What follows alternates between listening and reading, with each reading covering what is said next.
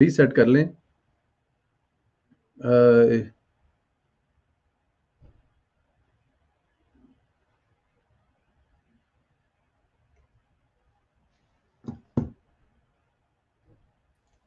जी जी sir, अभी sir मेरे ख्याल में कुछ बेटर हुआ है कुछ। मुझे लगता है कि आपके चैनल के ऊपर भी अताब आने लगे हैं। कोई बात नहीं। सर सर पहले सर आने दे सर, कोई बात नहीं, अल्लाह वारस है सर। वो मेरे ख्याल में लगता है कि बाहर घर के कॉर्नर पे लाके कुछ डिवाइस रख देते हैं ताकि इंटरनेट ना चले। आप सर परवेज शीख साहब, और मैंने आपके हवाले से ये कहा था कि आप लोगों को अगर इस तरह से बाहर कर देंगे तो आप लोग खामोश तो नहीं बैठेंगे, पहले से बेशक ज्यादा अग्रेसिव हो जाएंगे, पहले से ज्यादा। आप अगर मरियम नवाज के पीछे परवेज शीख साहब हैं तो वो और भी ज्यादा हो जाएंगे। राणा सनाउल्लाह को जब जेल से छोड़ा तो उन्होंने कहा जी मैं 100% नवाज शरीफ के साथ, अब मैं 1000% साथ हूं। डॉक्टर दानिश साहब 15% सच बोलते थे, 20% एहतियात करके, अब वो 100%। तो क्या ये मसले का हल है? इनको समझ क्यों नहीं आती बात? अरे यार, आपने बड़ा सही सवाल कर दिया। समझ नहीं आती, खुदा के लिए समझ, पूरा समझ के काम हो रहा है, सोची समझी स्कीम के तहत काम हो रहा है। जो उनकी समझ में आ रहा है चीजें, उसके लिहाज से वो काम कर रहे हैं। परवेज रशीद साहब को दुख पहुंचाने का मतलब यह है कि वो मरियम नवाज को दुख पहुंचाया जाए। वो ये लोग, क्या आप नहीं समझते कि लोग ये नहीं जानते हैं कि वो समझते हैं कि शायद मरियम नवाज के पीछे परवेज रशीद है तो इनसे बदला लिया जाए। क्योंकि जिस तरह मरियम नवाज एग्रेसिव होकर बाहर आई हैं और पीएमएलएन के जो वर्कर्स हैं वो मोबिलाइज हुए हैं, और आज पंजाब में, आप पंजाब में क्या, मैं तो समझता हूँ कि पूरे पाकिस्तान की एक बड़ी लीडर बन चुकी हैं मरियम। इनकी नालायकियों की वजह से, इनकी इनकी दुश्मनी और इंतकामी कार्रवाई की वजह से मरियम आज पाकिस्तान की एक बड़ी लीडर बन गई है। हालांकि अगर ये सियासी तौर पर आ रही होती हैं और इंतकामी कार्रवाई नहीं हो रही होती, और परवेज रशीद जैसे लोग और शहबाज शरीफ जैसे लोग और दूसरे लोगों के साथ इंतकामी कार्रवाई नहीं, सियासी तौर पर इख्तलाफ रखा जा रहा होता, तो अभी ये पीछे होती। लेकिन यहाँ आपने हटाया, वहां वो आई हैं और उन्होंने सही रास्ता चुना है। मैं तो पीडीएम वालों को कहता हूँ कि प्लीज, मौलाना फजल रहमान साहब और मरियम नवाज दो ही तो वहां लीडर है जो सही मायनों में फैसला कर रहे हैं। लेकिन मुझे हैरानगी है कि पाकिस्तान पीपल्स पार्टी वाले क्या सोच रहे हैं। लेकिन देखें, एक मैं बता दूं आपको, सवाल ये पैदा होता है कि इस वक्त बराह रास्त इंतकामी कार्रवाई आपके साथ अब भी हो रही है। हालांकि इस वक्त 11 बड़ी सियासी जमातें और पार्लियामेंट की बड़ी सियासी जमातें एक टेबल पर मौजूद है, और ये वो सियासी जमातें हैं जो आज की बनी हुई नहीं है। ये वो सियासी जमातें, अब इनको नहीं कहा जा सकता है कि ये किसी की क्रिएशन है, ये अब पॉलिटिकल प्रोसेस से निकले हुए लोग हैं, ये बहुत मजबूत लोग हैं। ठीक है, अब इनके नीचे पूरी पार्लियामेंट है, आईन है, और सबसे बड़ी ताकत अवाम आ चुकी है। लेकिन अगर इन लोगों ने मफाहमत पे, परस्ती पे, और कुछ लो और कुछ दो की बुनियाद पर आप ये करते रहे, तो इसी तरह ये 5 साल की हुकूमत हो जाएगी। और लिख के रख जी लीजिए कि वो तो ये भी सोच रहे हैं कि आइंदा 5 साल भी इनको दे। अगर आपके और आवाम आपके पीछे आज खड़ी है, अगर आप आवाम को मोबिलाइज करके सही तौर पर जमहूरी सियासी ताकत बनाकर जो है पाकिस्तान और इस आवाम के मुतालबात को मनवा सकते हैं।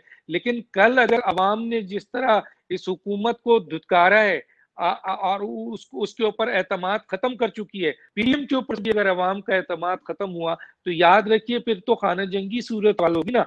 फिर तो कई लीडर्स पैदा हो जाएंगे, मजदूरों का लीडर कोई और हो जाएगा, किसानों का कोई और हो जाएगा, किसी और का कोई और हो जाएगा, और इस तरीके से कई लीडर्स होंगे, कई रास्ते होंगे, और जहां खाना जंगी होती है वहीं वहीं सूरत हाल है। तो अवाम आपके पीछे है, लेकिन आप जो पीडीएम है वो जुल्म भी सह रहे हैं, आप मारे जा रहे हैं, आप केसेस भी बन रहे हैं, आपको हराया भी जा रहा है, आपके वोट चोरी किए जा रहे हैं, आपको जो है वो कत्ल किया जा रहा है, आपके खिलाफ जो है ना वो ऐलान जंग किया जा रहा है, आप पर इल्जामात लगाए जा रहे हैं, आपको डाकू बनाया जा रहा है। क्या कुछ नहीं हो रहा है, लेकिन आप खामोश हैं, आप बैठे हुए हैं, आप बैठकर एक मीटिंग करते हैं।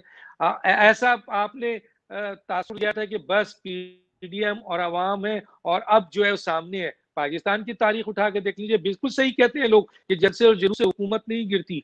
भाई ये तो बहुत कमजोर हुकूमत है, ये भी नहीं गिरेगी मान लेते हैं, लेकिन जलसे और जुलूस को तहरीक भी तो बनाया गया है पाकिस्तान में और दुनिया में। बनाइए तहरीक, आप इतने पावरफुल लोग, तो सवाल ये पैदा होता है कि परवेज रशीद साहब के साथ जो भी हुआ है वो बहुत ज्यादती की गई है, बहुत बड़ी ज्यादती है।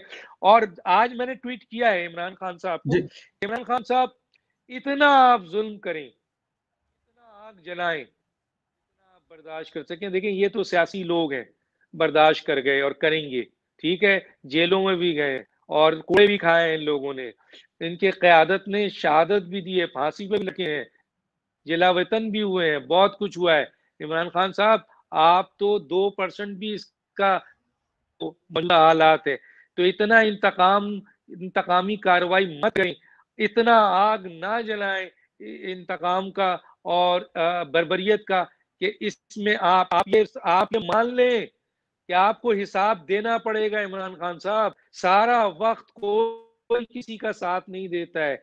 आज अगर कुछ लोग आपका साथ दे रहे हैं, ताकतवर लोग, साथ दिया जाएगा। ये याद रखिए, जिस दिन, मैं नहीं कहता, आपके आमिने कहते हैं कि जिस दिन ये छतरी जरा सी अलग हो गई, उस दिन हमारा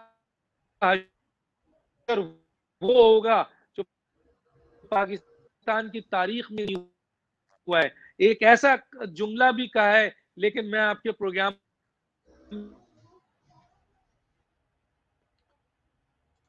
डॉक्टर साहब के लगता है मुझे घर के बाहर ना कुछ लोग बैठे हुए हैं। डॉक्टर साहब जैसे ही कोई इंकशाफ करने लगते हैं, जैसे ही किसी जुमले का जिक्र करने लगते हैं, वो बाहर से डॉक्टर साहब के इंटरनेट की तार खींच देते हैं।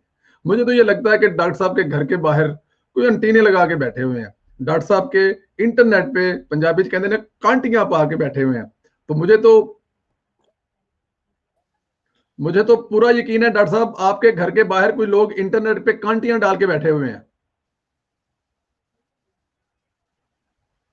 जैसे ही डॉक्टर साहब आप कोई जिक्र करना, जैसे ही आप किसी देख लेते हैं, एक जुमला मैं कहता हुआ आगे चलता हूं, आप सवाल करें कि चलें जी, देख पीडीएम की जो इस वक्त सरबराह है ना, मौलाना फजल रहमान जी, वो बेहतरीन सरबराह है। अगर वो ना